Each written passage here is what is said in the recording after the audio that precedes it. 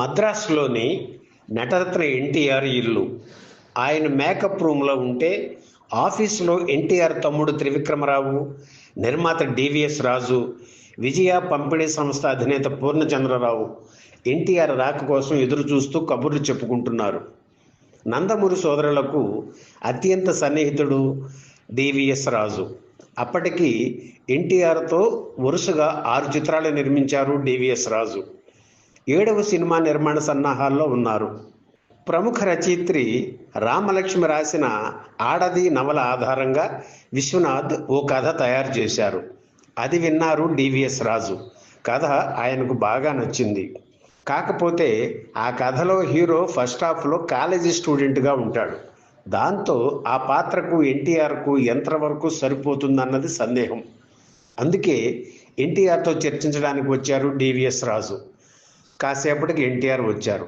పిచ్చాపాటి కబుర్లు అయ్యాక ఈ కథ గురించి ఎన్టీఆర్కు చెప్పారు. బాగుంది, కానీ మనం మరో కథతో సినిమా చేద్దాం. ఈలోపు శోభన్ బాబు లాంటి నవతరం హీరోతో ఈ సినిమా చేయండి అని సలహా ఇచ్చారు ఎన్టీఆర్. ఆ సినిమానే జీవన జ్యోతి. ఎన్టీఆర్తో రెగ్యులర్గా సినిమాలు తీసే డివిఎస్ సంస్థలోకి హీరోగా శోభన్ బాబు వచ్చి చేరారు. జీవన జ్యోతి చిత్రం సూపర్ హిట్ అయ్యి ఈ అందాల నటుడు ఆ బ్యానర్లో జీవిత నౌక, కాలాంతకులు, దోషి, నిర్దోషి చిత్రాలు చేయటానికి కారణమైంది. జీవన జ్యోతి చిత్రం కంటే ముందు ఎన్టీఆర్ హీరోగా నటించిన చిన్ననాటి స్నేహితులు చిత్రంలో శోభన్ బాబు నటించారు. అందుకే ఆయన పేరు సూచించారు ఎన్టీఆర్. చిన్ననాటి స్నేహితులు చిత్రానికి దర్శకత్వం వహించిన కళా తపస్వి కె విశ్వనాథ్ దర్శకత్వంలోనే ఆ వరుసగా చిత్రాలు తీశారు డివిఎస్ రాజు. కళాభినేత్రి వాణిశ్రీ ద్విపాత్రాభినయం చేసిన జీవన జ్యోతి చిత్రం సరిగ్గా 50 ఏళ్ల క్రితం, అంటే 1975 మే 16న విడుదలయ్యింది. ఈ సందర్భంగా ఆ చిత్ర నిర్మాణ విశేషాలు ఈ వీడియోలో చూద్దాం. జీవన జ్యోతి చిత్ర నిర్మాణ సమయానికి నటభూషణ్ శోభన్ బాబు వరుస విజయాలతో హీరోగా ఎదిగారు. ఆయనకు జీవన జ్యోతి 109వ చిత్రం. హీరోయిన్గా నాటి అగ్ర కథానాయక వాణిశ్రీని ఎన్నుకున్నారు. ఇందులో మానసికంగా దెబ్బతిన్న ముసలి తల్లిగా, ఆ కన్న తల్లి కోసం చిన్నారి కొడుకును త్యాగం చేసే కూతురిగా వాణిశ్రీ నటించారు. అంతకుముందు ఏడాదే రెబల్ స్టార్ కృష్ణరాజు నిర్మించిన కృష్ణవేణి చిత్రంలో మానసిక స్వస్థత కోల్పోయిన ఇల్లాలుగా అత్యద్భుతంగా నటించిన వాణిశ్రీ ఆ వెంటనే వచ్చిన జీవన జ్యోతి చిత్రంలోని 2 పాత్రలని ఛాలెంజ్గా తీసుకుని నటించారు. ఆ ఏడాది ఉత్తమ నటిగా నంది అవార్డు అందుకున్నారు. శోభన్ బాబు, వాణిశ్రీ తర్వాత ఇందులో బాబుగా నటించిన బేబీ వరలక్ష్మి గురించి చెప్పాలి. ఇందులో ఆమె కూడా 2 పాత్రలు అత్యద్భుతంగా పోషించి మంచి పేరు తెచ్చుకుంది. ఈ చిత్ర దర్శకుడు విశ్వనాథ్ వరుసగా 3 ఏళ్లు చెల్లెలి కాపురం, కాలం మారింది, శారద వంటి ఉత్తమ చిత్రాలు అందించి వాటికి నంది అవార్డులు సాధించి ఉత్సాహంతో ఉన్నారు. ఈ 3 చిత్రాల్లోనూ శోభన్ బాబు హీరో కావడం గమనార్హం. వీరిద్దరి కాంబినేషన్లో వచ్చిన జీవన జ్యోతి చిత్రం సూపర్ హిట్ కావడమే కాకుండా ఎన్నో అవార్డులు సొంతం చేసుకుంది. రామలక్ష్మి అందించిన కథకు తన ప్రతిభతో సానపట్టారు కె విశ్వనాథ్. ఈ చిత్ర నిర్మాణ సమయంలోనే విశ్వనాథ్, రామలక్ష్మిల మధ్య సృజనాత్మక అభిప్రాయ భేదాలు వచ్చాయి. అందుకే ఆ తరువాత వీరిద్దరూ కలిసి పని చేయలేదు. నటభూషణ్ శోభన్ బాబు కెరీర్లో 1975వ సంవత్సరం చిరస్మరణీయ సంవత్సరం. ఆ ఏడాది ఆయన నటించిన 8 చిత్రాలు విడుదలయ్యాయి. అందులో దేవుడు చేసిన పెళ్లి, జీవన జ్యోతి, బలిపీఠం, జేబు దొంగ, సోగ్గాడు చిత్రాలు హిట్ అయ్యాయి. గుణవంతుడు, అందరూ మంచివారి చిత్రాలు యావరేజ్గా ఆడాయి. బాబు చిత్రం ఫ్లాప్ అయింది. ఈ 5 హిట్ చిత్రాల్లో జీవన జ్యోతి ఒక్కటే 25 వారాలు ఆడి సిల్వర్ జూబ్లీ జరుపుకుంది. ఏఎన్ఆర్కు పర్మనెంట్ నిర్మాత అయిన రామానాయుడు తీసిన సోగ్గాడు చిత్రం సైతం రజతోత్సవానికి వారం రోజుల ముందే థియేటర్ల నుంచి తప్పుకుంది. ఇలా ఒకే ఏడాది ఇన్ని హిట్స్తో తన స్థాయిని పెంచుకున్నారు నటభూషణ శోభన్ బాబు.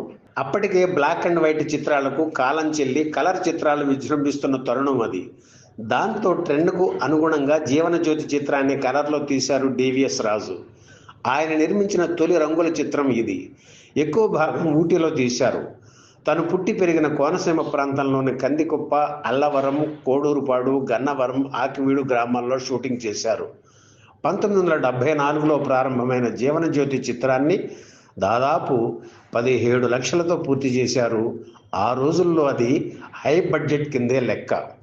ఈ సినిమాలోని కాలేజీ సీన్లలో రాజబాబు ఆడవేషంలో కనిపిస్తారు. పిల్లలకు ట్యూషన్లు చెప్పే వంకతో వారి దగ్గర నుంచి కూరగాయలు పుచ్చుకునే పాత్రలో అల్లురామలింగయ్య నటించారు. ఆయన కొడుకులుగా కైకాల సత్యనారాయణ, శోభన్ బాబు నటించారు. ఇందులో రమాప్రభకు నరాల బలహీనత ఉంది. ఎప్పుడు కుడికన్ను కొట్టుకుంటూ ఉంటుంది. వాణిశ్రీని పెళ్లి చూపులు చూడడానికి వచ్చిన రాజబాబు రమాప్రభ కాఫీ ఇస్తూ కన్ను కొడుతుంది. దాంతో అపార్థం చేసుకుని ఆమె తనని ఇష్టపడుతుందని భావించి వాణిశ్రీని కాదని ఆమెను పెళ్లి చేసుకుంటారు. మొదటి రాత్రి అసలు విషయం బయటపడుతుంది. తనలా ఇంకెవరు అపార్థం చేసుకోకూడదని నల్ల కళ్ళజోడు ఆమెకి ఇస్తారు రాజబాబు. వీరిద్దరి మధ్య చిత్రీకరించిన సన్నివేశాలు ప్రేక్షకుల్ని ఎంతగానో నవ్వించాయి. సరిగ్గా అదే ఏడాది 1975 మే నెలలో శోభన్ బాబు హీరోగా నటించిన బాబు చిత్రం విడుదలయ్యింది. ఈ సినిమాతోనే రాఘవేంద్రరావు దర్శకుడిగా పరిచయం అయ్యారు. అందులోనూ వాణిశ్రీ మెయిన్ హీరోయిన్, లక్ష్మి, హిందీ నటి అరుణ ఇరానీ హీరోయిన్లు. భారీ సెట్స్, ప్రముఖ తారాగణం, మంచి పాటలు ఉన్నాయి. సినిమా పర్వాలేదు అనిపించుకుంటున్న తరుణంలో సరిగ్గా 2 వారాలకు జీవనజ్యోతి చిత్రం విడుదలయ్యింది. శోభన్ బాబు సినిమాకు ఆయన చిత్రమే పోటీ అయింది. మంచి పాటలు, హత్తుకునే సెంటిమెంట్ ఉండడంతో బాబు చిత్రం వెనుకబడి జీవనజ్యోతి చిత్రం దూసుకుపోయి వసూళ్ల పరంగా బాబు యావరేజ్ చిత్రంగా నిలిచిన ఓవర్ బడ్జెట్ కారణంగా వర్కౌట్ కాలేదు. ఫ్లాప్ చిత్రంగా చరిత్రలో నిలిచిపోయింది. మరో విశేషం ఏమిటంటే 1975 ప్రపంచ మహిళా సంవత్సరం. జీవనజ్యోతి చిత్రంలో మహిళలకు నచ్చే అంశాలు పుష్కలంగా ఉండటం బాగా ప్లస్ అయింది. ఈ సినిమా చూడటానికి మహిళలు థియేటర్లకు పోటెత్తారు. కొన్ని తరగతుల టిక్కెట్లు, మహిళలకు ప్రత్యేకంగా కొన్ని షోలు కేటాయించవలసి వచ్చింది. జీవనజ్యోతి చిత్రానికి ముందు డివిఎస్ రాజు సంస్థకు టీవీ రాజు పర్మనెంట్ మ్యూజిక్ డైరెక్టర్. జీవనజ్యోతి నిర్మాణ సమయానికి ఆయన డయాబెటిస్ కారణంగా ఆసుపత్రిలో చేరారు. దాంతో కేవి మహాదేవన్ను సంగీత దర్శకుడిగా తీసుకున్నారు. సినిమాలో ఆయన స్వరపరిచిన పాటలన్నీ హిట్టే. మరో విషయం ఏమిటంటే చక్రవర్తి తర్వాత శోభన్ బాబు చిత్రాలకు ఎక్కువ శాతం పనిచేసింది మహాదేవనే. జీవనజ్యోతి చిత్రానికి బాక్స్ ఆఫీస్ రికార్డులే కాదు, ప్రభుత్వ, ప్రైవేట్ అవార్డులు కూడా వచ్చాయి. ఆ ఏడాది ఉత్తమ చిత్రంగా ఎన్నికయ్యి బంగారు నంది పొందింది. ఉత్తమ దర్శకుడు, ఉత్తమ నటుడు, ఉత్తమ నటి అవార్డులు లభించాయి. అలాగే 7 ప్రముఖ సంస్థలు ఆ ఏడాది శోభన్ బాబుని ఉత్తమ నటుడిగా ఎన్నుకోవడం విశేషం. జీవనజ్యోతి చిత్రం 32 కేంద్రాల్లో విడుదలైంది. 31 సెంటర్స్లో 50 రోజులు పూర్తి చేసుకుంది. 12 కేంద్రాల్లో 100 రోజులు పూర్తి చేసుకుంది. హైదరాబాద్లో షిఫ్టులతో 25 వారాలు ఆడింది. అమీర్పేటలోని విజయలక్ష్మి టాకీస్లో 25 వారాలు ఆడింది. ఈ వీడియో మీకు నచ్చితే లైక్ చేయండి, షేర్ చేయండి, వెంటనే సబ్స్క్రైబ్ కూడా చేయండి.